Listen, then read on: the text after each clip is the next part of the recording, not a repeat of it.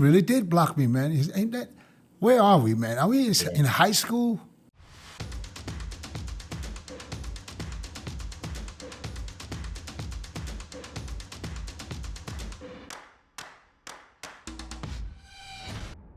What's up guys and welcome. You are watching Fazi Fitness. Those of you guys who have followed this channel for quite some time, they know I do not normally post any drama on my channel. I just stick to bodybuilding updates, the physique updates, what shows are coming up next, who's gonna go up against who. But these guys at the Menace podcast on the Muscle and Fitness YouTube channel, they talked about it on camera, Chris Cormier, Dennis James and Milos. And I think this needs to be put out there because the bond and the love that Samson and Milos developed over the last 2 years, that seemed to be unbreakable. I mean, Milos was on every single podcast hyping up Samson, that he is the next big thing and he is gonna be Mr. Olympia. And some other statements that Milos made in Samson's favor, that he is in a league of his own. So going from that to splitting up after the Arnold, Ohio, and to now, Samson blocking all these guys, Milos, Dennis James and Chris Cormier. And that was totally unexpected. You can tell that by DJ's reaction here. I don't want to believe you. For what? What reason? Because I speak to Milos, or Yeah, probably. he blocked you, Milos, first. Yeah, of course. Yeah. Milos should be the only one blocked. I'm kidding. I'm honored. Why should he be blocked? I'm kidding. And yes, Samson Dauda has been criticized in all these podcasts. Milos himself said he failed to convince Samson to dig deeper. He failed as a coach to convince him to go even harder. And that only means one thing. He wanted to up his cardio, lower his carbs, maybe reduce his food even further. And apparently Samson wasn't okay with that. But if we are being fair in the end, that is exactly what worked for Samson. He went on very low carb for that entire week after the Arnold, Ohio to the Arnold, UK, and decided to keep the carbs loading to a bare minimum. And that turned out to be his best physique ever. He had more separation, he had more detail, he was in a much better conditioning. His skin looked a lot thinner as well. And that is why he was able to get some first place votes at the Arnold, UK against Hadi Chopin. Hey, Chris, did you check? Did the Samson block you? Because he blocked Dennis too. Really? No,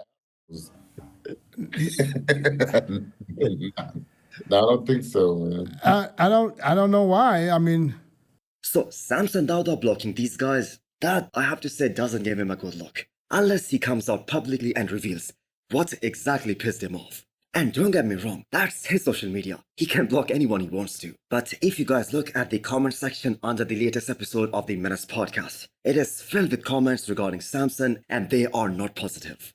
Now, I truly believe things could have ended in a much better way between Samson Dauda and Milos. Especially if Samson did not make that statement that for Prague and Romania, the post-Olympia shows, Milos wasn't the one who picked him, it was his wife. And he was able to win both of those shows. And that kinda hurt Milos' reputation. Romania last year and Prague. She was the one who did the peak for those two shows. So this one for her. She's done it before recently.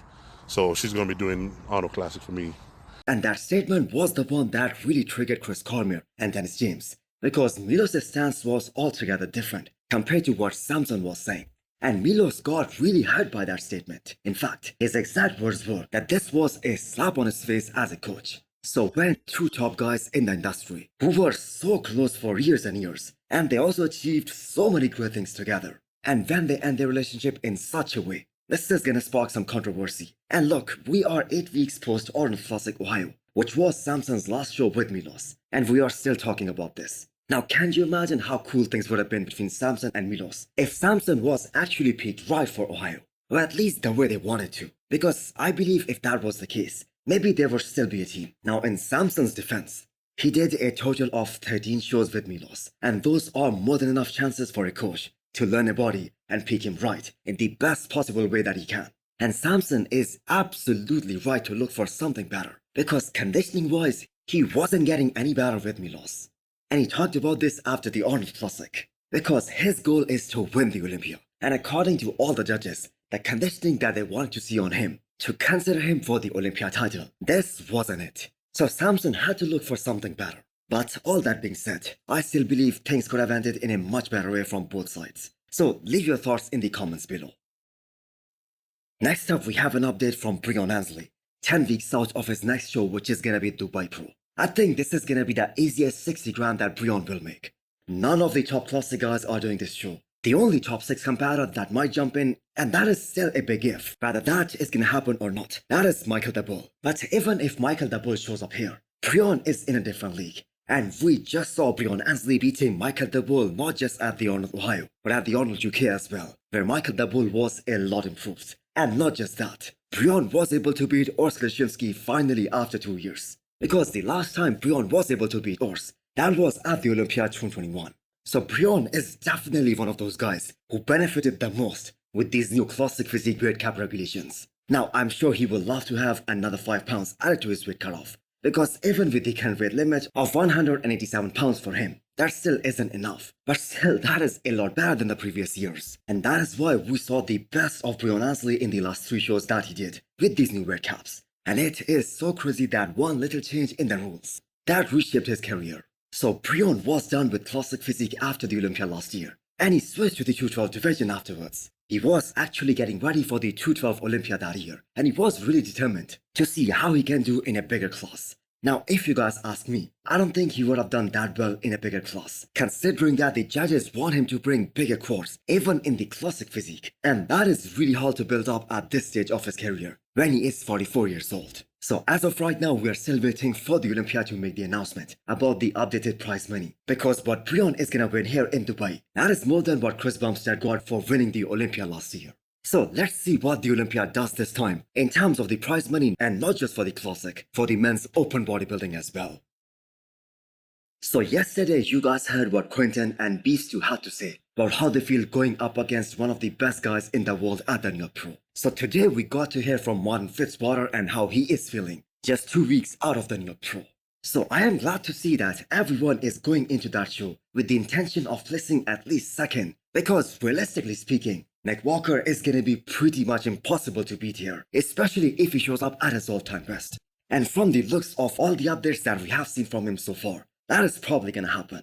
So that second place spot is up for grabs for all these guys. Any one of these guys can place second, from Quentin to Martin to Tony Button. Not to forget we have Angel Calderon in there as well. And even Beef 2 thinks that he can be as high as second. So Martin was extremely impressive in Detroit Pro. And what makes the New York Pro so special is that this will give these guys a great opportunity to stand next to a guy like Nick Walker, who is top 3 in the world, and a potential future Mr. Olympia title contender. Because here is the thing, getting that comparison with Nick Walker is probably something that none of these guys are gonna get at the Olympia stage, even if all of these guys qualify.